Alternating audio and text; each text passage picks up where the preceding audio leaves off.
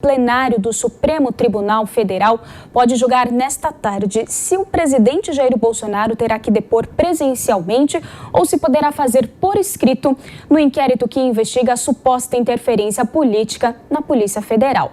É sobre isso que nós conversamos agora com Acácio Miranda da Silva Filho, especialista em Direito Penal e Constitucional.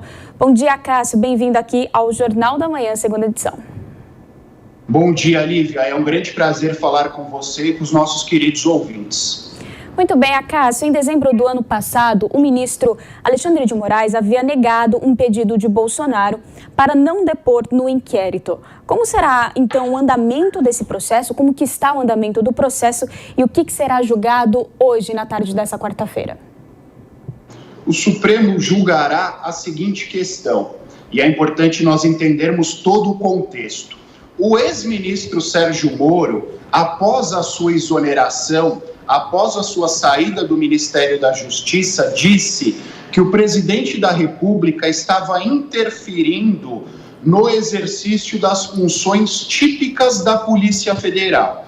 E no momento que o ex-ministro Sérgio Moro faz essa ponderação, há a instauração de uma investigação no Supremo Tribunal Federal para que sejam apurados estes fatos. A partir daí, essa investigação segue o seu fluxo normal. E o fluxo normal desta investigação seria a oitiva do presidente da República, que é o acusado no referido inquérito policial. E a partir daí começa a seguinte discussão. Como regra, caso o presidente da República fosse ouvido como testemunha e não como investigado, ele poderia prestar o seu depoimento por escrito ou num local marcado por ele.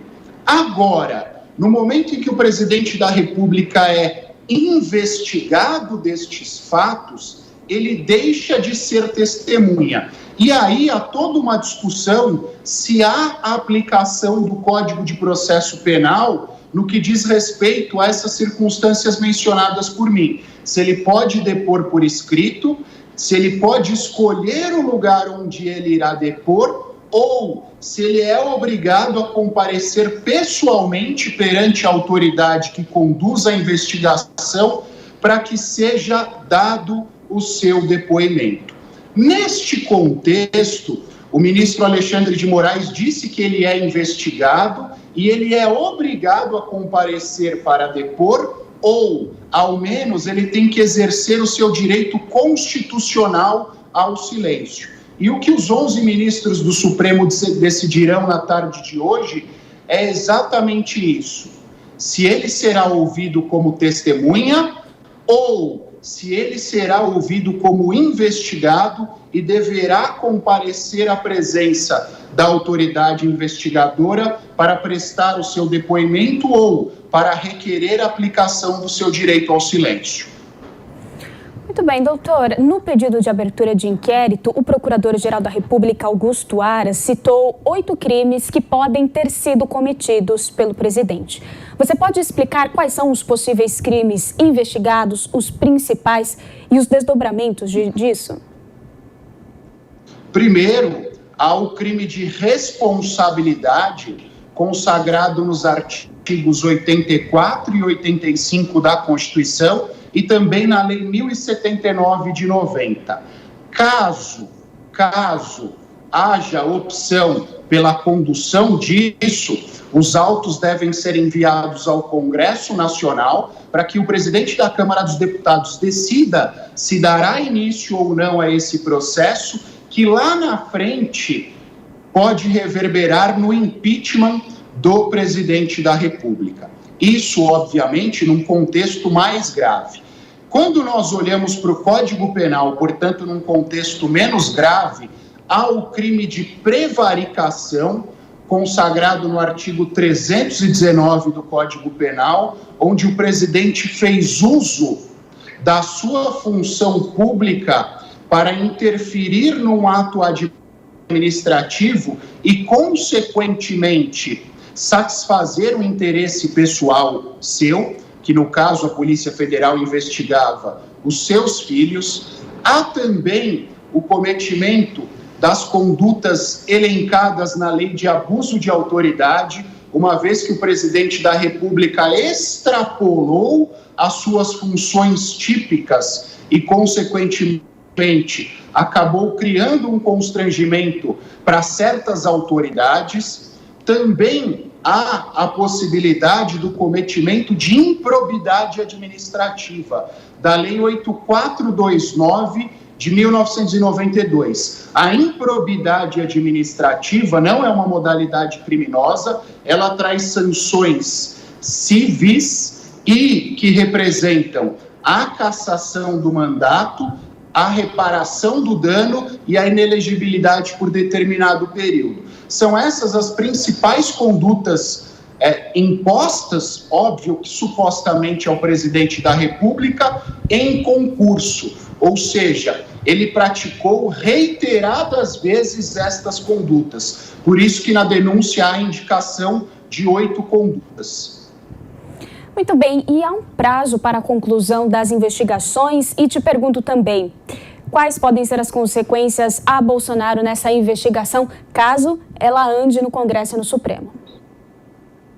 Primeiro, não há um prazo. O Código de Processo Penal prevê o prazo de 30 dias, de 10 dias, aliás, quando o réu está preso, e 30 dias quando o réu está solto. Mas quando nós olhamos para esse prazo de 30 dias, que é o caso, ele pode ser renovado por reiteradas vezes. Então, há uma tendência que este inquérito se prorrogue ainda por um determinado período no Supremo Tribunal Federal.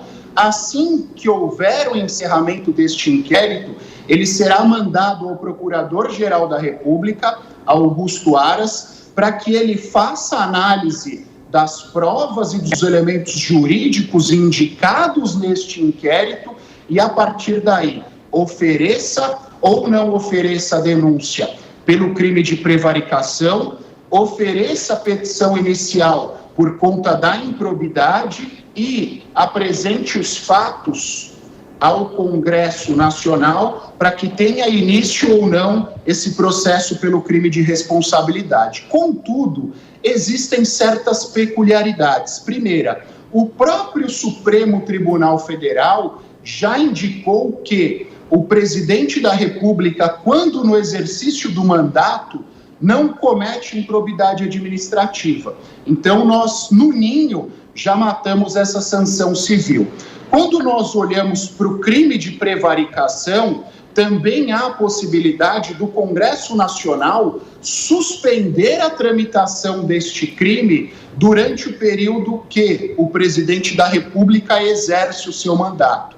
E, a bem da verdade, diante de todas essas circunstâncias, só restaria o crime de responsabilidade, que depende de uma análise muito mais política do Congresso Nacional. E todos nós sabemos, não é novidade a ninguém, que o presidente da República, de semanas para cá, tem um alinhamento maior com o presidente da Câmara dos Deputados, o que torna pouco plausível, pouco possível a tramitação dessa denúncia. Então, eu vejo esse inquérito muito mais como uma forma de publicizar essas supostas condutas perpetradas pelo presidente do que com uma finalidade de acarretar consequências jurídicas a ele.